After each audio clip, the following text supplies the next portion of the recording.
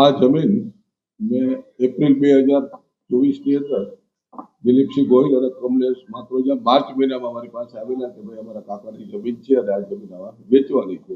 એક જિલ્લાની અંદર મને પણ મહારાષ્ટ્રની ચૂંટણીની જવાબદારી આપેલી ત્યારે દિલીપસિંહનો ફોન આવેલો કે બાપુ ઓલી જમીનનો દસ્તાવેજ કરવાનો છે તો કેવું છે. મેં એને કીધું કે ભાઈ હું મહારાષ્ટ્ર ચૂંટણીમાં છું, આવ્યા પછી કરીએ.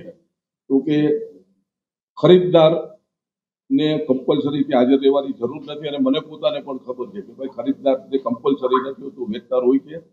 મેં આ પાડી, મને એને ડોક્યુમેન્ટ મોકલા, મેં બધા ડોક્યુમેન્ટની અંદર સહી કરી અને ડોક્યુમેન્ટ અહીંયા પાછા મોકલી દીધા અને 19 તારીખે 19/11 દિવસે આ દસ્તાવેજ થઈ ગયો. ત્યાં ટ્રેક્ટરનું કામ ચાલતું હતું, ત્યાં બાજુના ભાઈ 3 કલાક પછી ત્યાં મળવા આવ્યા કે આ ટ્રેક્ટર કોનું ચાલે છે. તો કીધું મારા મેનેજરે કે ભાઈ પરાક્રમસિંહ જાડેજા બાપુ આ જમીન વેચાતી લીધી છે અને આ ટ્રેક્ટરથી અમે ચોખ્ખું કરીએ છીએ.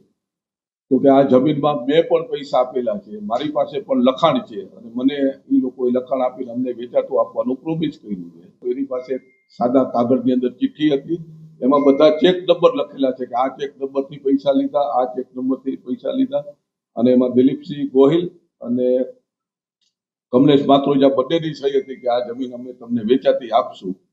બધું તમને વેચાતી આપશું એમ લખ્યું છે. મારો તો સરકારી ઓન પેપર દસ્તાવેજ થઈ ગયો તો બાપુ તમે સાચા છો, તમારો અધિકાર છે, મારે કઈ લેવા દેવા નથી. હવે હું દિલીપસિંહને એને બોલાવી મારા પૈસા પાછા લઈશ. અમે તપાસ કરી અને એને કહી છે.